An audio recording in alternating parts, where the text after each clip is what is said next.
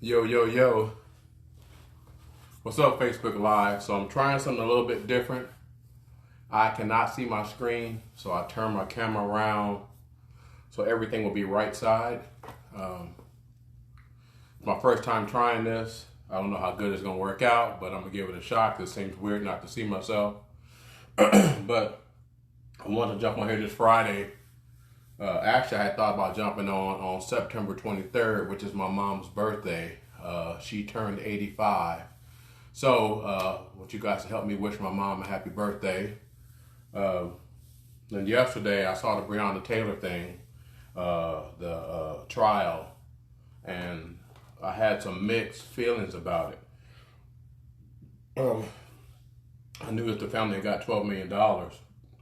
And then they talked about the cops and what had occurred, and I thought, what a tragedy, that someone lost their life under some odd circumstances.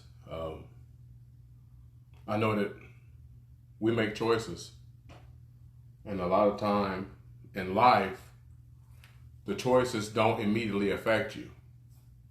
They said that she had an ex-boyfriend that was a drug dealer, and she got caught up, which sucks. Definitely sucks. Now, I don't hate cops or anything. I actually have a lot of friends that are cops. And I was thinking about it. So they say cops have 53 million interactions a year with people. 53 million. And probably 1,000 to 1,200 people die per year. Now, every death is tragedy, without a doubt. But 53 million and 1,200,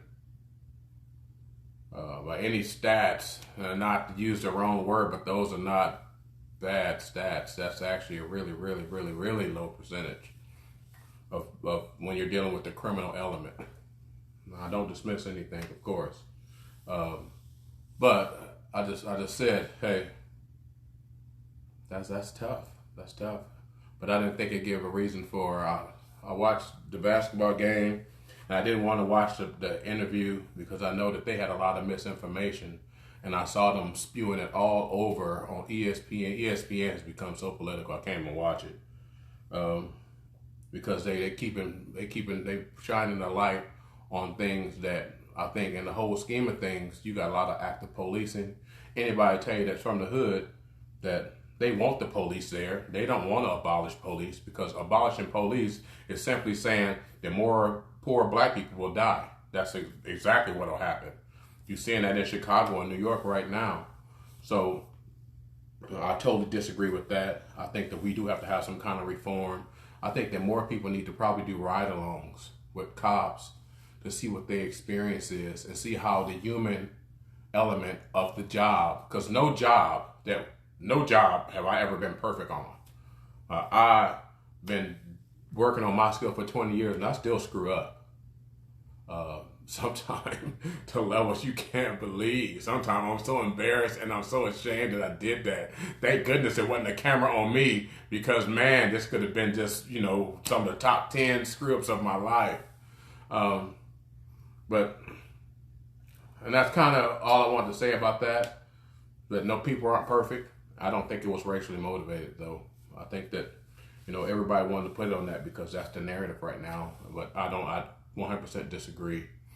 It's a sad thing. Yeah, so that's about all I want to say about that. So my next thing I want to talk about is, did anybody see the Wells Fargo interview by the CEO who talked to the black panel and then put it in his documents that he says that the truth be told, they said, well, why don't you have more black people in these higher positions? He said, the truth be told, there just isn't a lot of talent in the pool of black people. Now, if we say that in 2020, what we got to do, we got to go back, because that's just the result of all the other stuff, all the preferential treatments. Now, Thomas Sowell said something that was really interesting in his book.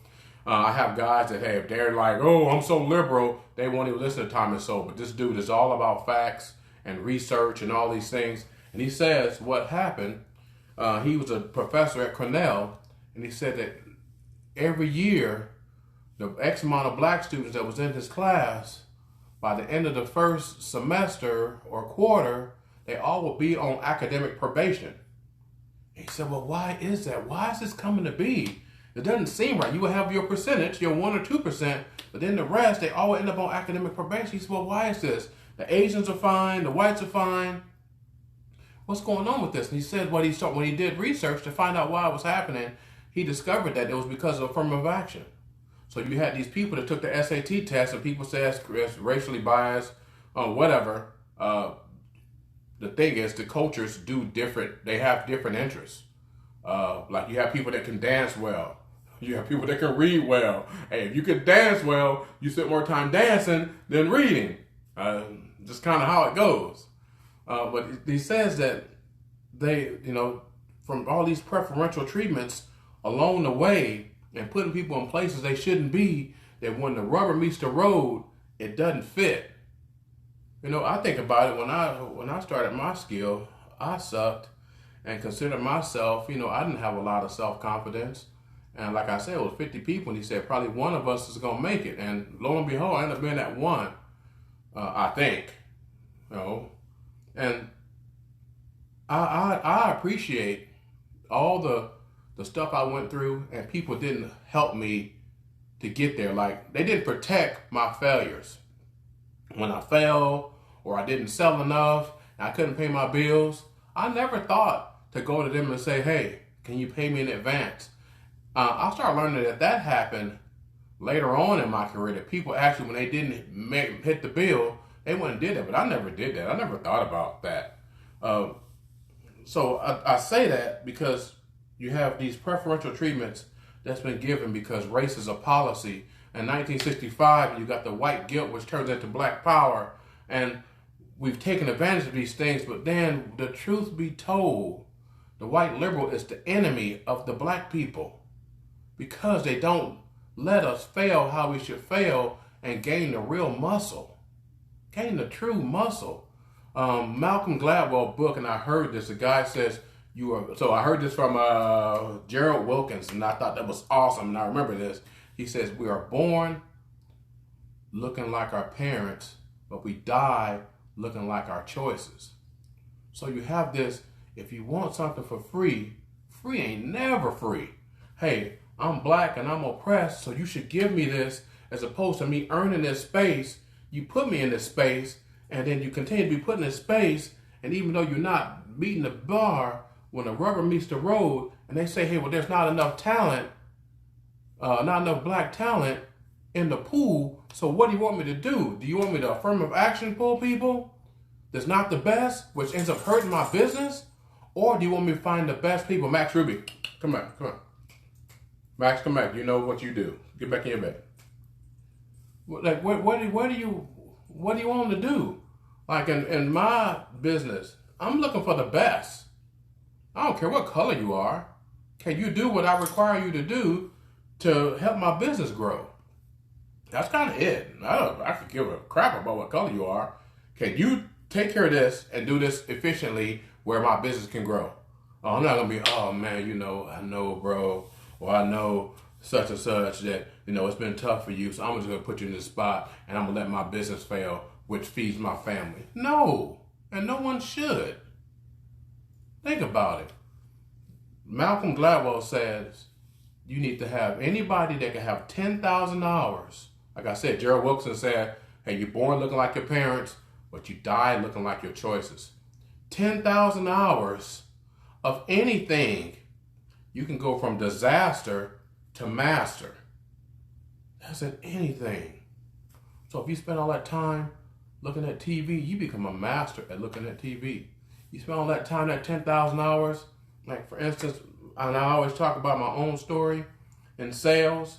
I've been going to sales seminars. I've been doing network marketing. I've always felt, I did a post the other day that says, who am I to think that I can be responsible for myself?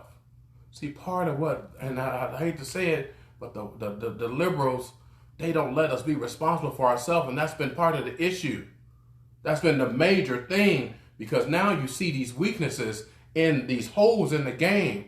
Like the thing is, if you are right hand dominant player, and we realize you only right hand, we're going to take that away from you, and we're going to destroy you because you can't go left.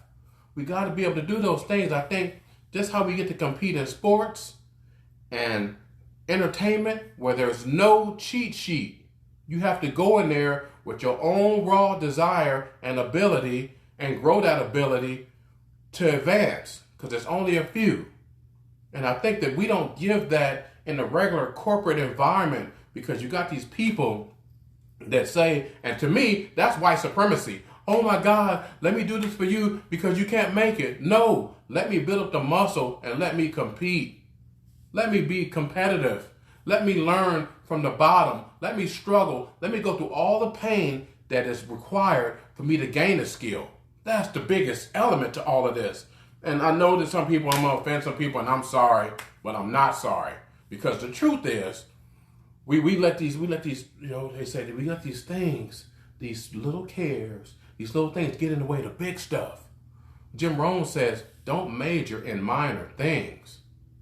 You find yourself majoring in minor things. When you come to a major thing, you don't know what to do, because you've just been majoring in all these little minor things. Oh, she slided me. Oh, she looked at me a certain way. Oh, she did this. Get out of here. Like I said, I don't have that small talk thing in me. I'm sorry. Oh, can you believe it? Look what they did to us. Wait a minute, what they do to us? Again? Damn, bro. Well, what? Tell me about your business. Oh, man. I don't be knowing about that. I'm just day by day. Get out of here. Let's have a plan. I saw somebody in the back of somebody's jersey said group economics. I wish that was the case. Wish I could work with somebody and say, hey, well, let's do this. Actually, I got something that I'm doing. Again, they don't look like me. I got something I'm doing, and I was brought into the fold. Hey, I think that you would be excellent for this because I know how you get down. I've seen you in other environments. I've played golf with you. Hey, I've seen you with your kids. I've seen you with your wife. I've seen how you're the provider of your family. Hey, you're a good man that I want to associate with. Like that. Hey, I see you on Facebook doing these live videos, and I see the fire you get, and how you get told that you ain't black, and you self-hating because you believe in you. You believe in people. Hey, nothing wrong with human equity.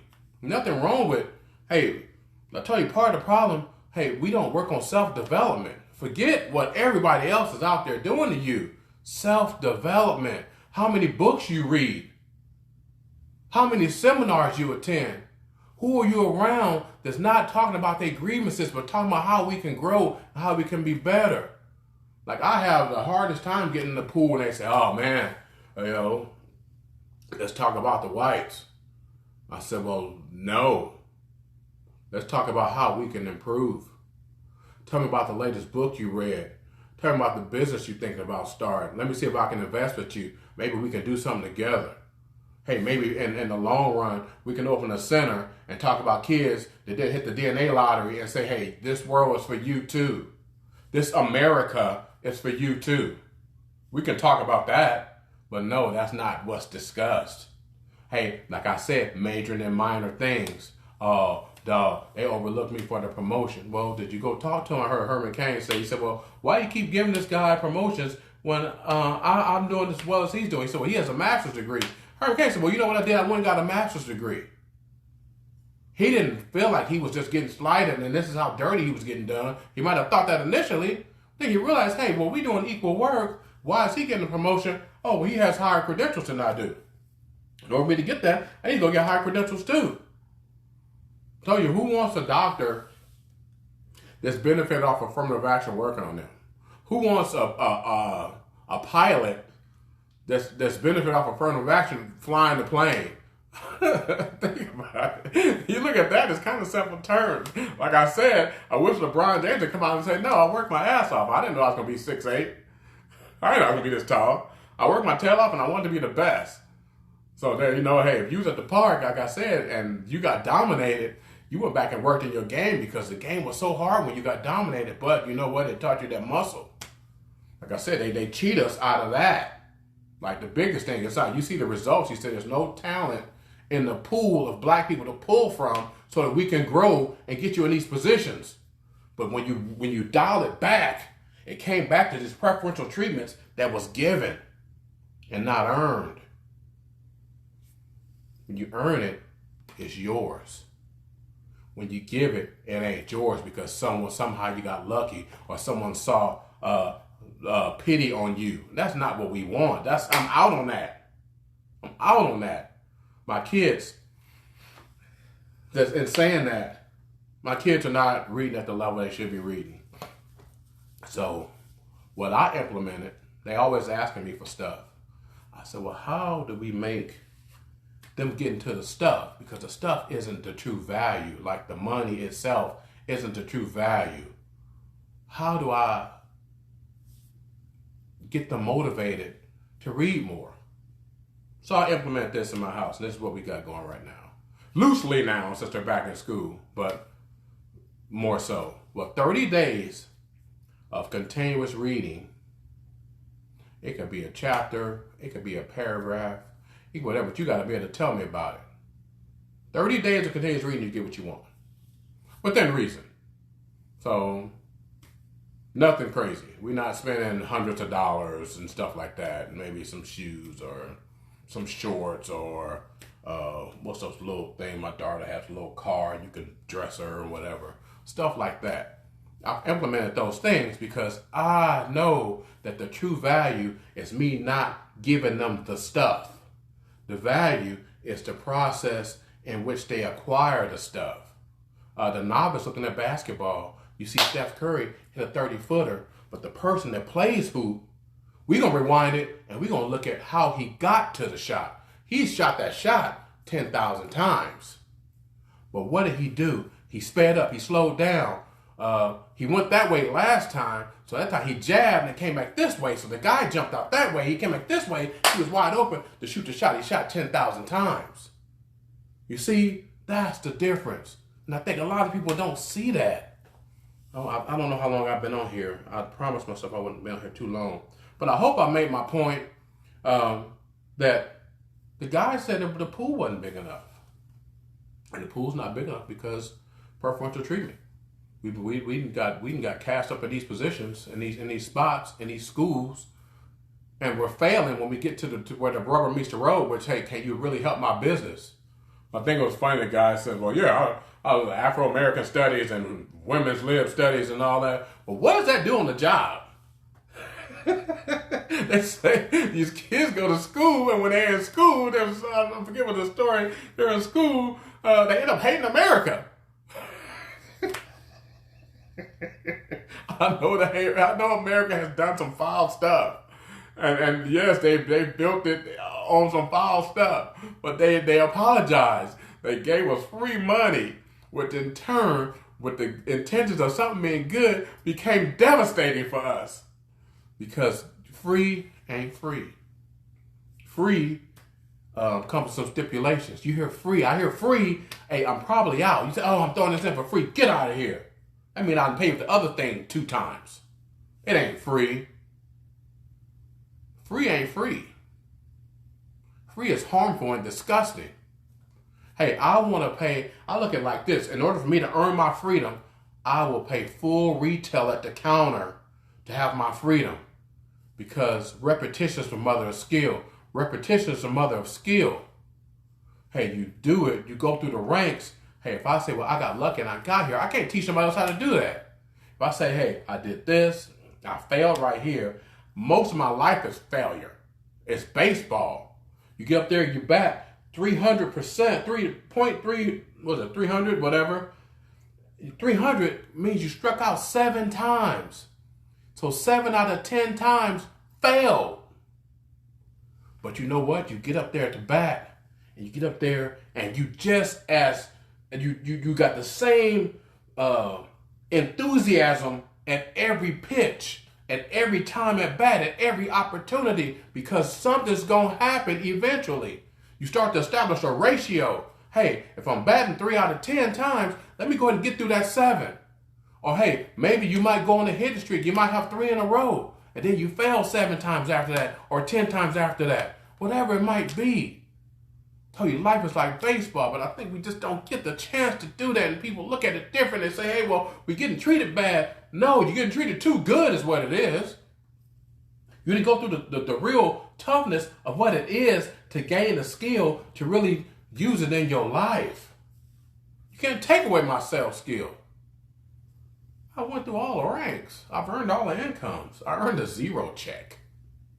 I've got a zero check. They wasted money putting it on paper. The check was a zero.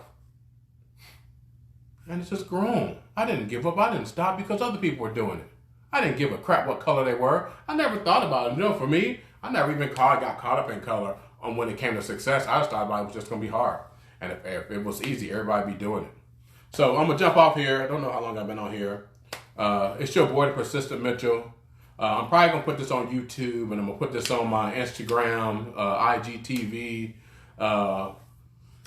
put it on my blog. So, hey, if you guys want to follow me, if you like what I'm saying, if you don't like what I'm saying, hey, I'm sorry, but I'm not sorry because I try to speak the truth, and I hope that these words will help someone down the road to see it differently. That's my whole goal, is for somebody to see it differently and say, hey, well, maybe I'm not getting slighted. Maybe it's just tough because it's tough. So with that being said, it's your boy, and get your 10,000 hours in before you call it a fail, before you say what you cannot do. 10,000 hours, a body of work. So with that being said, it's your boy, Persistent Mitchell. I'd like to finish off with a prayer. Oh, and for the ankle, I go back today. I still can't walk on it good. I can put some pressure on it. I'm hopping around the house. I got my crutches right there and my little scooter. It's getting better. It's slower than I thought. Like I thought I would be up walking right now. But let's finish off with a prayer.